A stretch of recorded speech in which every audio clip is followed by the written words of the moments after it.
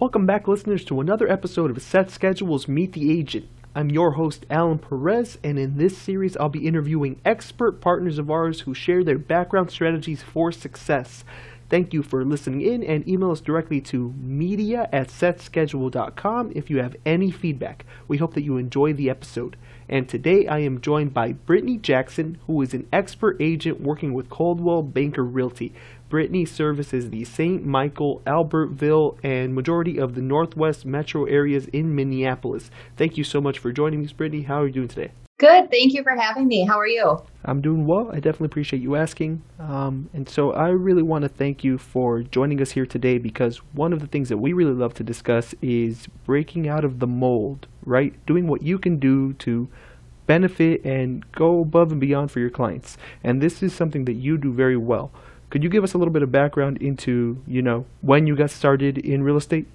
So I started in real estate. It's actually been about 6 years. I started out with new construction, and I did that for 2 years where I sold luxury new construction homes. And I was the sales manager for this new construction company, and I absolutely loved it. They're no longer in the Midwest, though, actually. But then from there, I decided to get a little bit of another turn on, the real estate industry. And one of the big things with any realtor is they have to work with mortgage. And so I decided to get a position as a mortgage originator and get my license. And I did that for a year, where I was able to then learn, quite a bit about, what goes behind the scenes and everything to better my business. And then after a year, I decided to, go back into what I love, which is real estate, and start my own business. And so I have been doing that now. So for a total of about 5 years, I've been a realtor, and have a year experience as a mortgage originator to better serve my clients. Well, congratulations on the landmark, right? The 6 years. Now, the transition that you mentioned is something that I find very interesting, because as you mentioned, you wanted to get to know more in depth the whole entire process. Would you say that that is a strength that has enabled you to form more strong connections with your clients? Yes, for sure. Because now that I know the ins and outs of what mortgage originators go through, the process that they have, I'm able to better serve my clients, because not only do I help with the real estate knowledge, I don't help with the mortgage side of things, but I'm better able to strategize, what all is needed to, get us the best offer.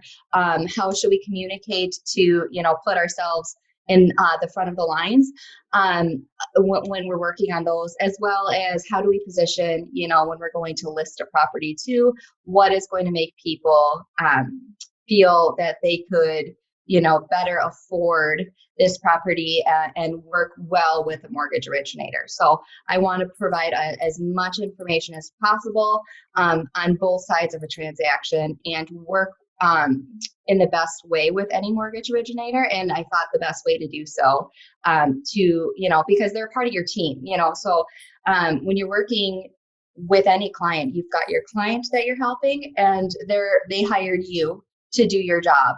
But at the same token, they've hired a mortgage originator as well in most cases. And so that mortgage originator you're going to work with throughout the process. And so it's very important for a fluid transaction, and for it to be as smooth as it can, to work with them as a teammate. And so by me knowing now what they do, I feel like I could work with them in a better light as a part of my team. And each mortgage originator, is on my team with that transaction. And it was very beneficial for me to learn about it. I didn't realize at first all that they have and all the hurdles, they sometimes go through.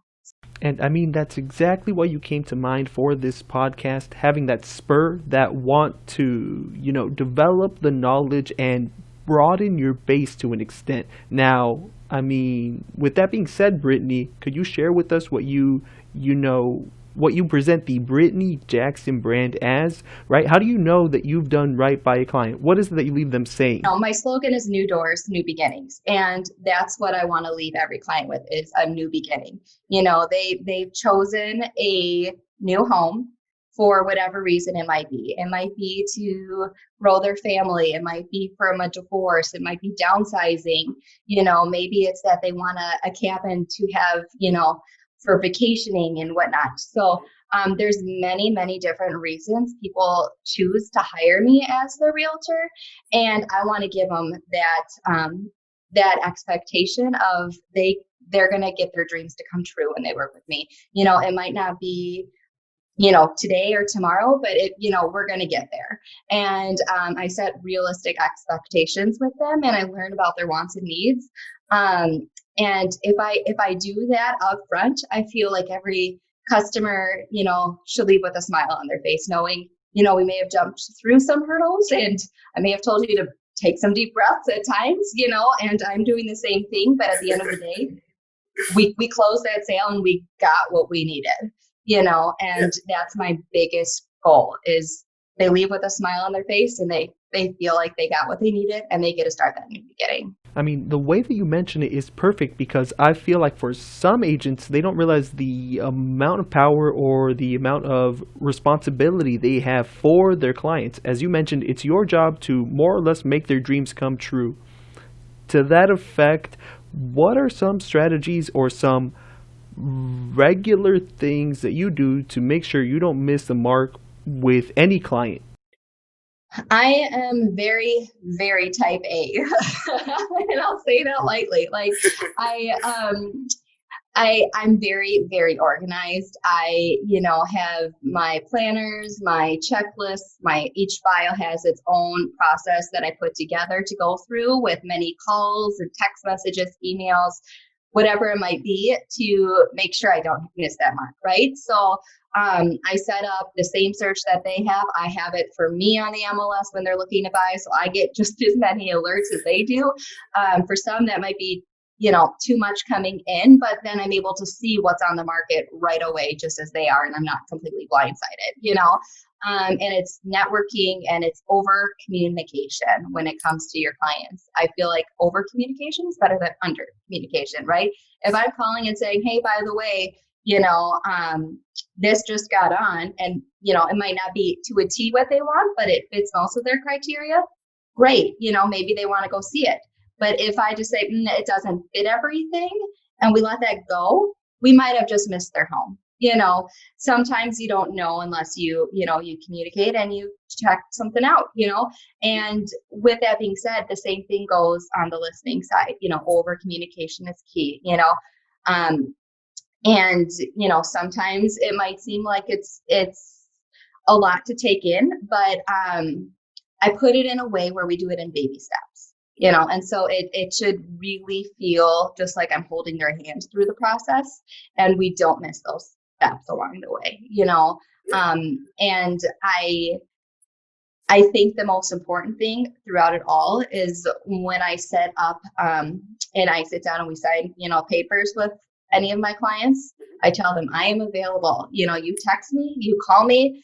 And if we get to the point where you want to have your own little text call code with me, we do that too. I just had a client that we just closed on that, if I was in a meeting and I heard 2 calls that hung up right away and then 3 text message things, that meant that client found their home, because we looked for over a year, and he got outbid quite a bit, and we couldn't find that dream home for him in the market we were having. And he was very patient. We finally found it. He closed, and he couldn't be happier. But we had that system, so I knew right away. I finished my meeting. I told him if I don't call back right away, it's because I'm in a meeting. But once that meeting's over, I will call you. And called him. We saw it within a couple hours, and he got it. So amazing. Sometimes that's all it takes is a little twist on things. I mean, thinking outside of the box, because that is definitely not something that I've heard very commonly, which is, amazing. Now, with that same, like you mentioned earlier, it's a matter of getting to know and establishing that connection. How do you find the right ground for every client? Because I'm sure that not every single person is open to, being in touch as often as you mentioned, being over communicative. I'm very transparent, as far as things go. I tell them up front how my process works, and then I allow them to give me the feedback of how they want it to work, right? So I say, this is what I normally do, because, right, I don't want to miss any steps or anything along the way. So I say, this is how I outline it with every client. This is what I do. And then I allow them with, me going over their goals and expectations. I want to make sure that they're aware that's what I offer, but at the same time, what do they want? What fits their needs? Maybe they don't, maybe they're not as, uh, in a rush, or maybe they're not quite ready yet. So, obviously the over communication might not be the best thing for him, right? So it's figuring out what level do they need and then tailoring it to fit them. And I've got many different strategies that I've learned over the years to get me to where I need to be with that person. And each time it's, somewhat tweaked to fit their need. Fantastic. And I mean, with that you just mentioned, a lot of agents, they want to save themselves time. It's something that makes sense. And when that happens, many agents will tell me, or just in general, they'll have the idea that if you encounter somebody that tells you, well, I'm not ready just yet, that, instead of starting the process of mentoring them along and getting them in touch with a lender and holding their hand through it so that you develop a relationship, instead they kind of throw their hands up and say, well, you can get back in touch with me when you've done the full work on your own. What is it that you do in those scenarios? They may not be ready, but I see every person as a client for life. So they might not be ready now, but I want them to know they could call me when they are ready. And by them feeling comfortable to call me when they are ready, it's giving them the tools and knowledge, throughout the process. Because there's a lot of decisions before you determine you are ready, right? And so that's not my job, is just to be there and say, okay, you're ready to go. Let's take off and let's find you a home, or let's list, right? There's preparation you need to do, and a lot to consider. So I make sure that I make myself available throughout the process. Connecting in with mortgage originators, is definitely one of the things that I do. But I also make myself available for them to call me, text me, email me with any question, big or small. If I could give them that, any insight on things, I will. Obviously, if they're under different representation and stuff like that, I can't, disclose or help them. I've got to direct them to their realtor, right? But if they're not represented and they're just trying to figure out where things are needing to be, I'm here to help. Amazing. And something else that I feel myself asking in discussing here, as you mentioned, with so much communication, with so much availability for your clients, right? The amount of time you make yourself available, how do you still manage to move forward with everything else that's going on behind the scenes, right? Because it's not all talking to clients, right? Exactly. There's a lot that goes behind the scenes. And I going to be completely honest, I work a lot, but I'm lucky. I'm very fortunate. So my husband, I have my husband who's a stay-at-home dad, and he also likes to help.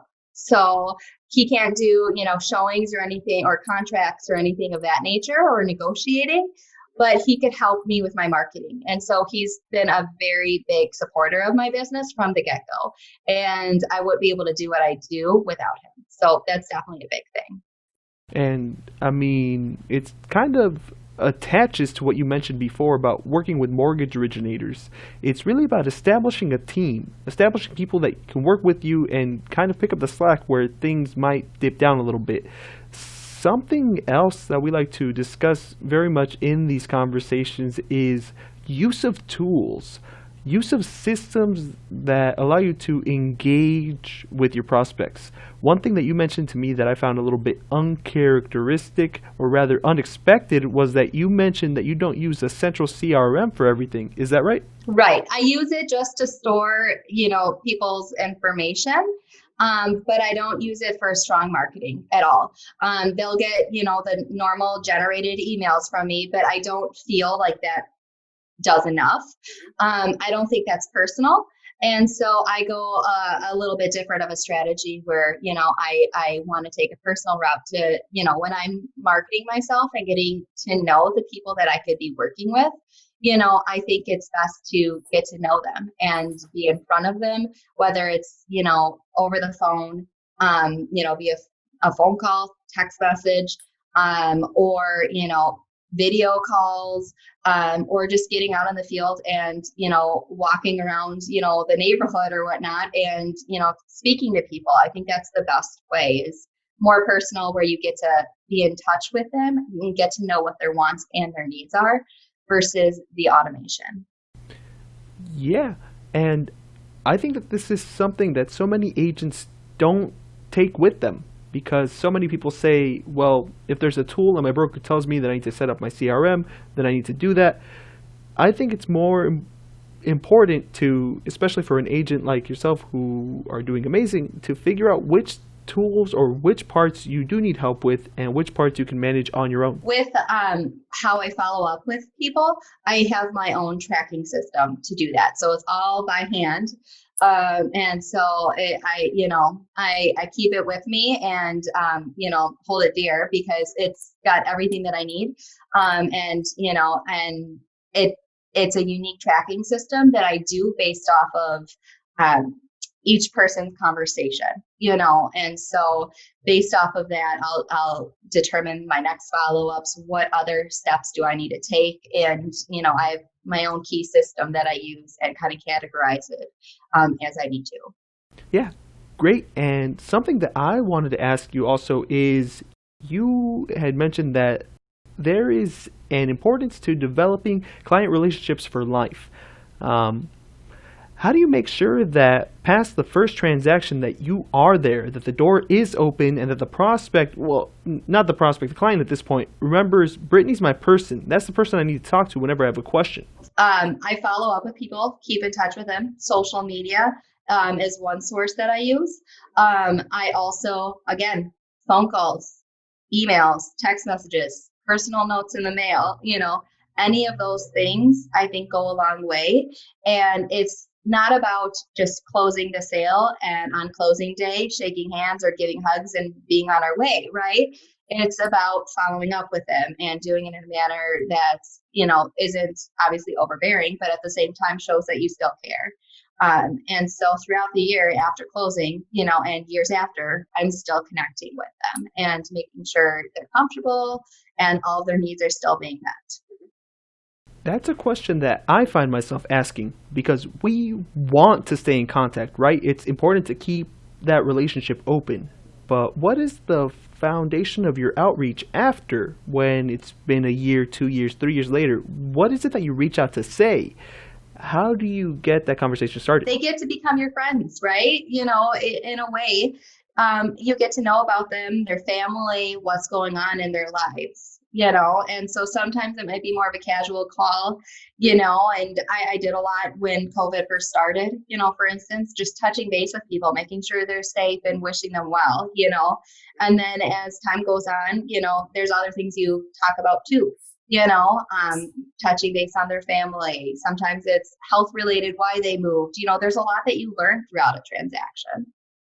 And I mean, something here that you mentioned is the trends, the epidemic that's been going on. Have you noticed any specific trends that have been affected in your market?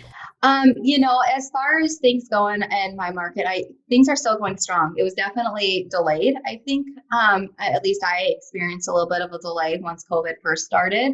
People became a little bit leery to, start the process of either buying or selling, but it was just a delayed spring market is what it came down to. And we're still seeing the spring market right now. It's still very strong. We've still got a big, pool of people looking to buy and looking to sell. So it's been overall very, very good the end of this year. I'm glad to hear that. I mean, with those changes that have come up, were there any adjustments that you made to your business? Any tweaks? Any changes in routine that you had before? No, honestly, there wasn't really much. I definitely use social media a bit more, and doing a little bit more of the virtual walkthroughs, and a little bit more on the photos, and making sure people see what they need to see up front when they're looking at a listing. But besides that, my business stayed, honestly. It's still the same communication and everything. Again, I said, I'm type A, right? So there was a lot of different planning and things that I did when I started my business that I think prepared me that I didn't even know about for when something like a pandemic happened. And so it's been very fortunate that I've not really had to change my business model as much. People still see the same Brittney Jackson that they did previously.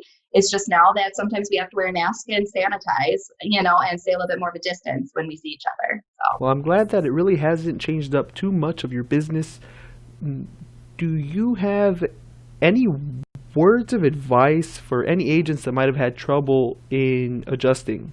I think the biggest thing is finding what works for you. Everybody's going to be different. Some people feel that, social media, they don't want to be on social media, or, maybe it's that they don't feel comfortable with doing open houses and they want to do things more virtually. It's really different for each agent. And I think the best thing is be completely transparent with your clients up front. Tell them what to expect, right? That's the biggest thing. And hold true to it. If you're not comfortable with something, let them know. And so then before you sign a contract, they can make the right decision if you're the right person for them. Because you have to be able to, meet those expectations up front, or you're not going to have a good experience through the process. I mean, that it really is on the agent to be more communicative, right? It's your responsibility as the expert. Now, do you have any advice for shoppers, people who are talking to agents on how to get the most out of their agent?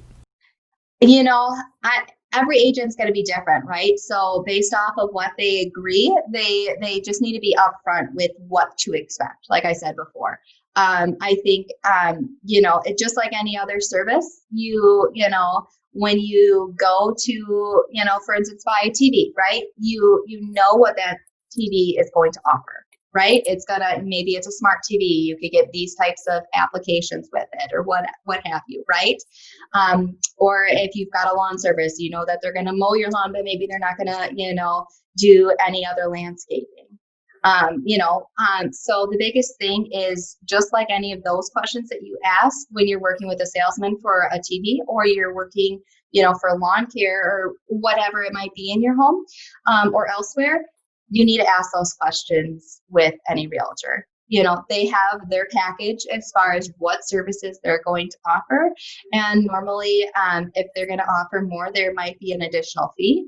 Otherwise, sometimes they just say, this is what I offer, and it encompasses everything, and so the biggest thing is to know that up front, and know what you're getting into, because this is going to be one of the biggest investments you are going to make in your life. And they need to be there to hold your hand and help you determine, what is the best decision for you.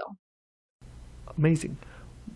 One last question for you, or maybe a couple more here. We are getting towards the end of our time together, but one thing that I'm really interested in is how do you make sure that you continue to evolve, that every single year you are getting better, because it definitely sounds like you have that plan and vision in place. So I definitely have my goals that I go through. I write my goals out just like anybody else should, and I check them off as I meet them, and then I make them, that much stronger each time.